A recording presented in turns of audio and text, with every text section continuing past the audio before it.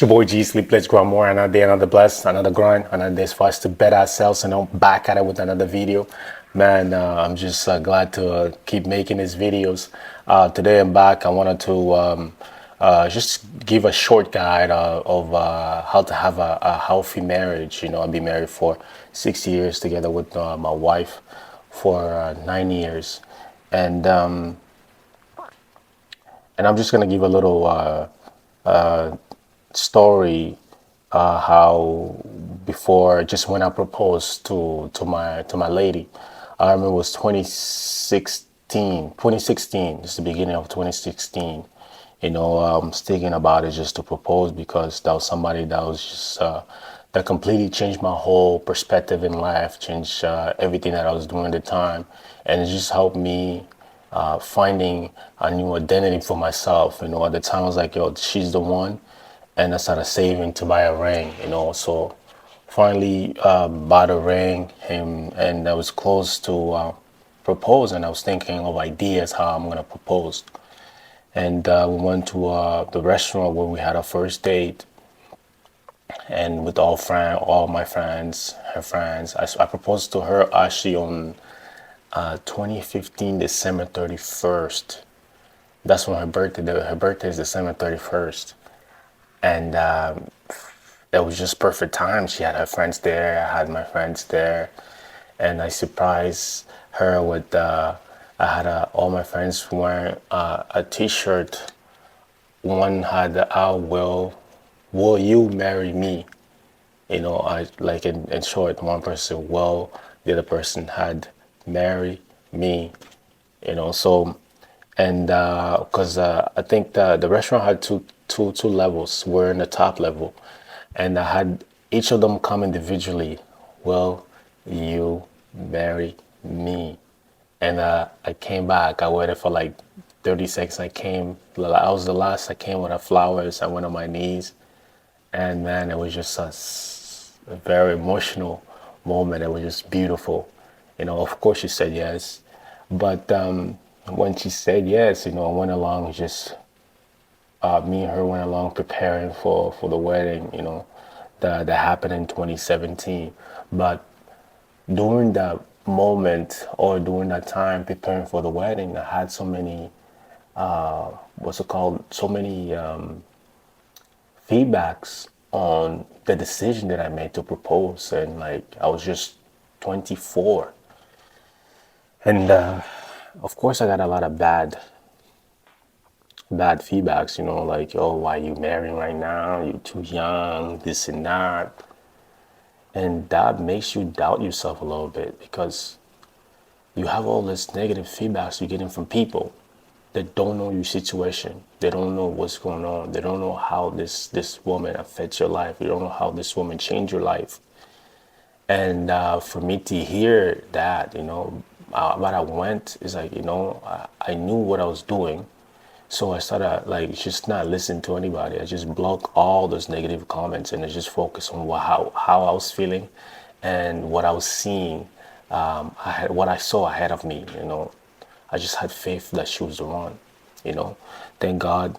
We've been together for 9 years now, and our bond, our marriage, is still strong. We have a very healthy marriage, or a healthy relationship. But to being said, to give that little story, it's everybody have their own journey. This is how my journey was. I proposed because that's someone that it made a impact in my life. And that could, for someone else, it could be different. We did it for 3 years before I proposed. So that help us really get to know each other, help us seeing the values that each one of us have, and just make sense. Until this day, it's like one of the best decisions I ever made. You know, and along the process during this time that we dated, and so this is the qualities that I have here that I wrote down that really that helped our marriage stay strong and succeed until this point, right? Like everything that we said, every goal that we both said, like we said, we saved for a wedding. We paid our wedding. Everything was paid before the wedding. Before the wedding happened, I remember while we were saving for the wedding, we also got a apartment for us. The furniture, everything ready before the wedding, and that was just someone that was just so organized. She wasn't distracted on anything. She knew what she wanted, and like I said, when I met my wife, she already had a career for herself, and for me, I was still trying to figure out, and that was somebody that I can rely on, and we're both just grinding for whatever that every goal that we set. You know, like I remember we got the wedding, we got an apartment way before that wedding happened, and once the wedding happened, we moved into an apartment, and we said, "Yo, let's enjoy this 1 year, have fun." But while we're still grinding and stuck, and we'll buy a house.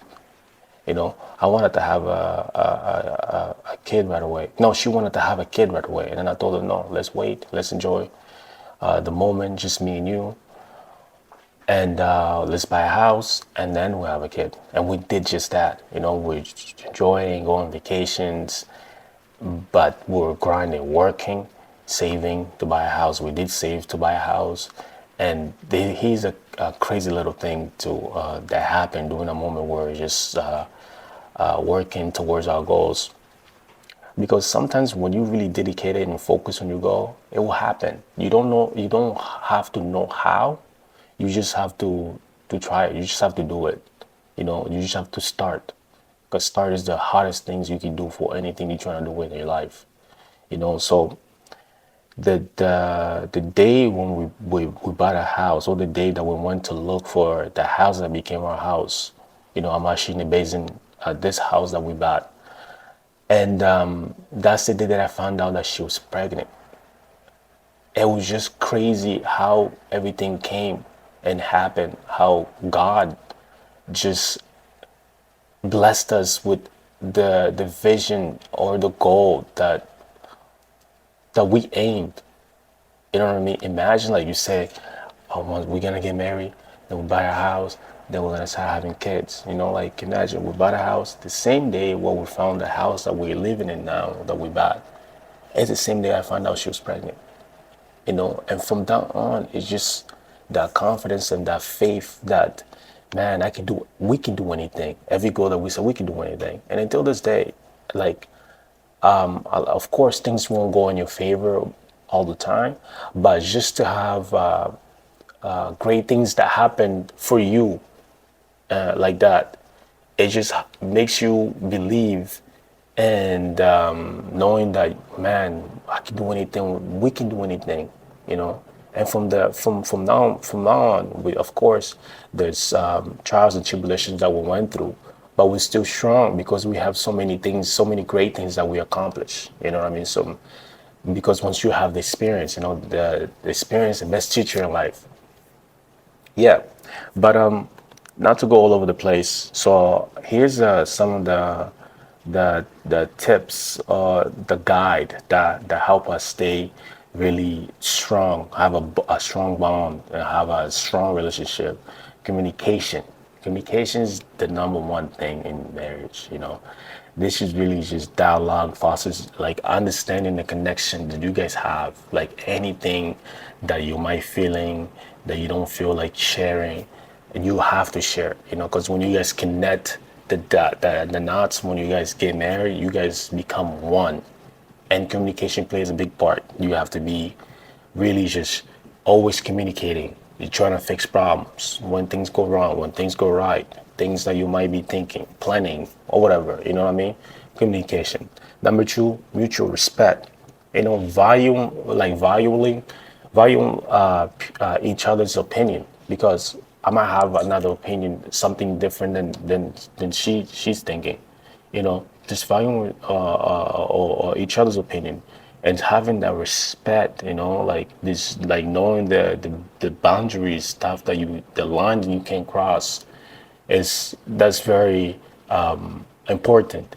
Just knowing, like, I have this to me, my wife, we have this thing. We don't curse at each other when we argue, when we're in good terms or whatever. When like bad things happens in the house, we don't curse. It's just one of those things that we develop. My wife, she's very religious. She's Christian, I am Christian, but when I was always around my friend, it's always cursing this and that. But just being around her, it just helped me minimize how I talk, how I speak. You know what I mean? And you can go through my videos here. You won't see me curse. If it probably will be like one or two videos that I did curse, but I normally don't curse.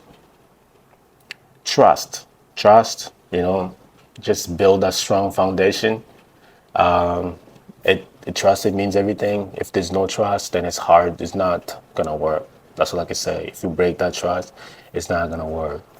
But it takes time for you to develop that trust, right? To get to know that person, you really get to see the qualities, and when you trust somebody, support, being there for each other through challenges, and challenges like bad challenges, just being there for each other, support when she needs your support, and she needs to know when you need her support.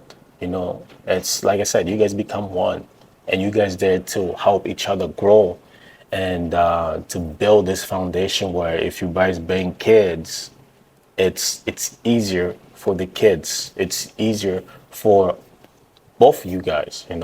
So shared values, shared values, having individual goals and family goals. You guys always have to be on the same page, and believes that creates unity and harmony on your marriage. Quality time, spending quality time. This is just only helps build the the bond between you guys. Like sometimes as men, speaking for example myself, I try to do so much to try to bring more to the table, like grind. Sometimes like, oh, I want to go get another side hustle. I want to do this, but not not forgetting that all she wants is you to be there on the couch spending time with her, or she wants you being their home, share home, more support. Movie nights. Like we have this day, like we have this thing. Sunday nights we do like movie nights. We just after church or whatever, we stay home. We just do Netflix and we eat with the family, and just being there. So it's like a family day. And that's the day she really appreciates it. She really enjoyed that day because she's all about family. And your partner's gonna know that you sacrificing those little time to spend time, quality time. And quality time, the things that I can say about quality time, the things that the little things that you might not think it means a lot, it means a lot more than the things that you think and you overthinking in your head. It's the little things, just saying nice thing. You look good. How is your day going? Just checking. The little things is the things that matters the most and on the relationship. You know what I mean? So, and flexibility, just being able to adapt to change, when because there's things that your wife not gonna like about you. There's things that you're not gonna like about her. So just having that flexibility, being able to adapt to change, knowing that, I'm gonna change this, I'm gonna change that. Like, oh, I need to lose weight. She doesn't like when I'm getting overweight. She doesn't like when I do this. She doesn't like when I shower, I leave the towel on the bed. So it's just being able to adapt and not getting annoyed, like, oh, this is not gonna work out. Because of course, when I moved in with my wife, in the beginning, it was more like we never lived with each other. So it was more adjusting things like me. It's also that it takes a lot of discipline. It takes a lot of communication. You guys have to sit down and be like, look, this is what I see, and this is what we need to work on. It really had to come to that. Okay, that's why communications plays a big part. Being able to talk to have those difficult conversations. So yeah, man, Toto, this is the qualities that resonates the idea of having a healthy relationship, a healthy marriage. This is the quality that I could say that helped me in this 6 years married to still have a strong bond and a strong team because you guys are a team now, So, yeah, man, this is like a share for today, a short guide of how to have a healthy marriage, And I'm here and I continue to learn, and so we can grow as a husband and wife, as a father and mother. So, yeah, man, you already know the vibe, Stay motivated, stay inspired. Let's get it.